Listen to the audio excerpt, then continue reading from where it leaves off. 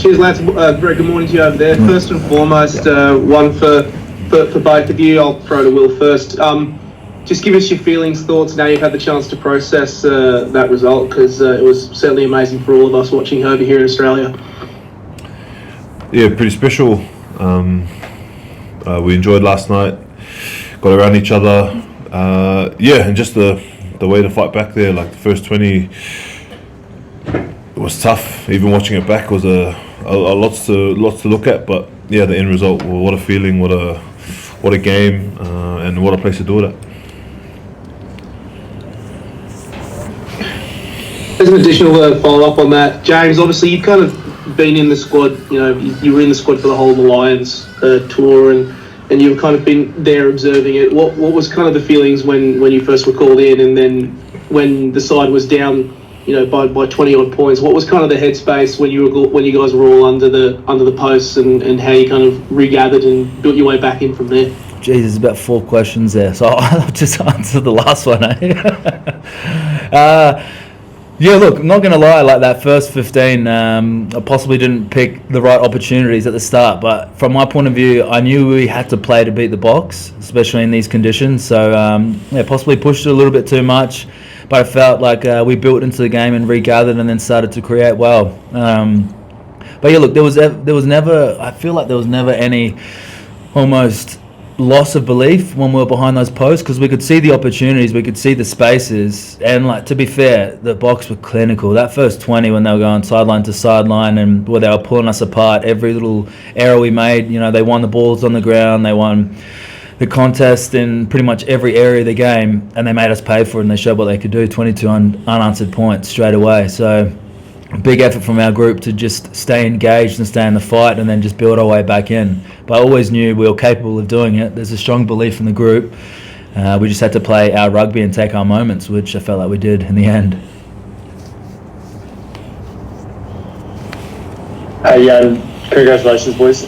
James, bring us in like post the result, and you've won. What's the feeling like? What are the messages from the senior leaders around, what it took, and what was actually being said kind of post game? I think it's first enjoying the moment, because it has been 62 years. Yeah. 62 years since we've won at Ellis Park. So that's a special thing as a group to get after and to be a part of, especially with that comeback. But then I think it was, look, we enjoyed each other's company, but that's the thing about rugby, you're sort of already on to next week. Well, I know my mind went there, and I thought straight away, what are they going to be coming with? 6-2 bench, back to basics, bomb squad, aerial contest. They're going to meet us in the trenches there, so I'm already thinking about what's coming and then just focusing on recovery. But we did enjoy each other's company a little bit, didn't we? A couple of beverages.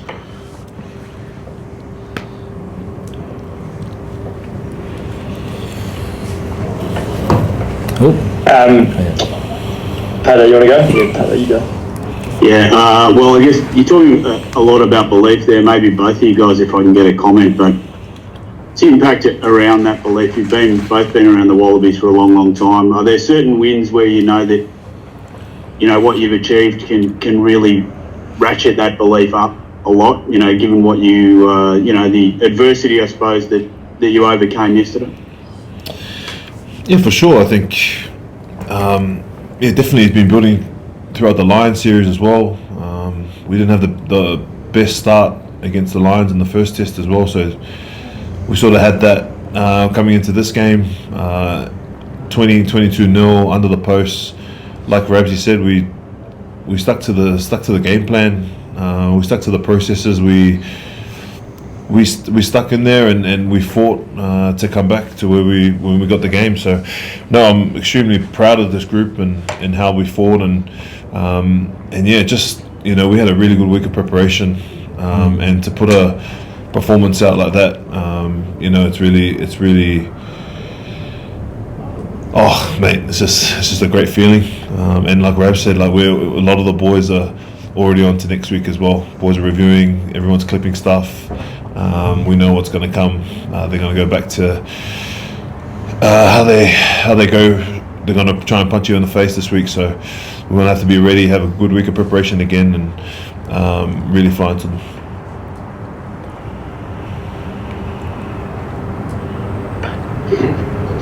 James, you have that. Oh, sorry, I've got a couple of questions again. Firstly, again for either who wants it, do you normally watch reviews so quickly, or was this one that you just really wanted to watch? I review the game straight after it. I can't sleep until I've watched it, so Yeah, I'm the same. watch the game over, take the points from it, and then probably watch it again on the plane to Cape Town, get our little tweaks, and then obviously we'll get the review points from the coaches as well. So that'll be another enjoyable task, especially watching that first 15 from me. And I guess the natural tendency, and we're kind of guilty of this, being in the media, is that when you have a win like Sorry, this, man, we couldn't hear that part. One of the sort of follow-ons from this is people get really excited about wins and start talking about what the team can do from here. You know, one of the things it's automatically you're now a World Cup contender. Do you put limits on yourself after these type of wins? Do you feel like there's no limits? Oh man, we take it game by game. Like we're on to that next moment, and that's the next game in Cape Town. Obviously, we enjoyed last night. We enjoyed getting that win, getting that dub, but we're solely focused on our preparation leading into this week. We know how good of a team the Springboks are, and you saw that first 20. 22-0 is a tough place to come back from, and you know that might not be the same next week. There might be 40 minutes. They might have that fast start, so we're going to have to prepare as well as we can and really galvanize this week, because we've got a few bruised bodies. We've got a few boys coming into camp too, so everything's going to be flying into our preparation to make sure we can put out a performance again. Yeah, like it's awesome to feel like we can create, and we've got players and a team and a squad and a whole base that can put a job forward and get it done. But at the end of the day as well, the Boks left some points out there, and they're going to be coming next week. So I think the big test is going to be Cape Town for us, how well we double down, because it's going to be a battle, that's for sure. Yeah, players always talk about belief, and like it's been a common theme over the last 12 months under Joe's watch, like the belief of the team. Is it a different type of belief under Joe compared to different coaches, or is it more or less the same sort of thing? Like, what have you noticed the real big differences? Well, for me, I think it's pretty similar to every other coach that you have. You speak about buy-in, like, man, everyone buys into whatever coach you have. I think maybe we've found something that works for us in terms of really nailing the basics. Joe's massive on the fundamentals. He's really hard on us, and you can tell that by the time that the game comes, we're playing free because we've done the work during the week. And I don't know, Rabs, you've been around a lot longer than me. Like, not that long. But yeah, you've had a lot more coaches in this space. But no, for me, I think the belief's always there. Whatever coach we have, like, you're playing for Australia. Like, that's all the motivation you really need. I think you're always going to turn up in that jersey. I think the belief comes from as well as we've put the work in. We have a game plan we believe in, and we've got it's playing to a specific skill set that I believe that suits the group. And hey, like Will said, like the detail is very specific. So then when you get into the game, you can almost just let go and play the pictures that you're seeing. But in terms of that as well, I feel like we've spoken about building and this and that. We've got young men who are men now, and have played together, building combinations, and that's sort of where that belief comes with when the guy beside you quite well, and the other guy on the other side you've been playing with for 5, 6, 7 years. So I think that's what sort of galvanizes the group. And you look at some of the best teams in the world, it's that harmony and that sync within the playing group. So I think that's where we're sort of getting to, and you can feel that's that essence that I feel like is in the group that I've seen from the outside, like during that Lions series, and then got to be a part of obviously last night. Just a quick one, Will. Like, you're obviously here in South Africa. Are you likely to come back to Oz after for the next leg of the TRC? Yeah, I'll be on the flight home. Yeah, definitely. We're having ongoing conversations on what the rest of the TRC looks like, but yeah, we'll have we'll have a think this week and have a chat with Brains Trust and see where we can get to. Morena? Hi, good morning from Italy, and congratulations for a big win. Just a question maybe to James O'Connor, because he was on the field at the end. There was the sensation, the feeling that probably the fitness and the freshness of the Wallabies were superior than the one of the Springboks. Do you agree with that? And on the pitch, were you feeling that? From my point of view, I knew if we played an expansive sort of style and we kept the ball in play, I felt like the speed of Super Rugby this year was something I hadn't felt before, even in Test footy. So I felt like the boys would be prepped to be able to play that sort of right into the end of the 80. Not going to lie, we got lucky a few times when they made breaks and fumbled it, and then we had some individual brilliance from some of our players. But in terms of, I don't know, like in terms of that fitness sort of element, you look at the end of that game when the whistle was blowing, there wasn't too many chahoos. Everyone was sort of gasping for breath. I know I've even got a little bit of a chest cough. I think the altitude finally got me. Haven't played 80 minutes in a while though. That's probably part of it too. You weren't supposed to last then. Currently. Congratulations, James, you I think your career in the Wallabies now spans close to 17 years, which is a record. I think you said on the TV afterwards it was your favourite win. Is that right, mate? Like, you played in a lot of Test matches, or was it like your favourite win on South Africa? Like, where does that rank for you as far as wins for the Wallabies? It's so hard to put. I feel like I've had 3 or 4 different lifetimes in rugby. So from each sort of almost generation, I feel like I've got a favourite game. But that one in particular was special because even I doubted myself. Like, I'm not going to lie, I came into camp and I was like, wow, have I bitten off more than I can chew here? Like, the boys are training at an intensity and a speed that I'm not up to yet. I've just slowly gone about my work, slowly built, and like, to be honest as well, like, I've spent every game on the bench this year, finishing games off, and that's sort of the role I'd almost created, not for myself, but with, I guess, the other coaches and stuff. So when Joe gave me the nod, I'm not going to lie, like, man, I was bloody excited, and I'm always up for it. I want it bad, but at the same time, there is that little voice in the back of your head that's like, you reckon you can take the Springboks on?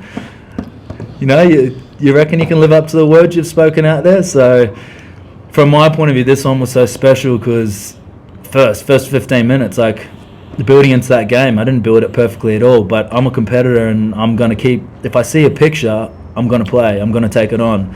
So I feel, I guess, proud and humbled and grateful because eventually, like, we all synced up, we got on the same page, and things just started working. And it wasn't like beautiful rugby at times, and it wasn't the perfect game. There was a lot of to and fro, back and forth, but we just stayed in the fight and we stayed hungry and we stayed working for each other, and eventually, it paid off. So again, to win at Alice Park, like, it is not so much like a fairy tale, but it is, for me, it's incredible. Like, I'm a very grateful man right now, but at the same time, I know what's coming next week.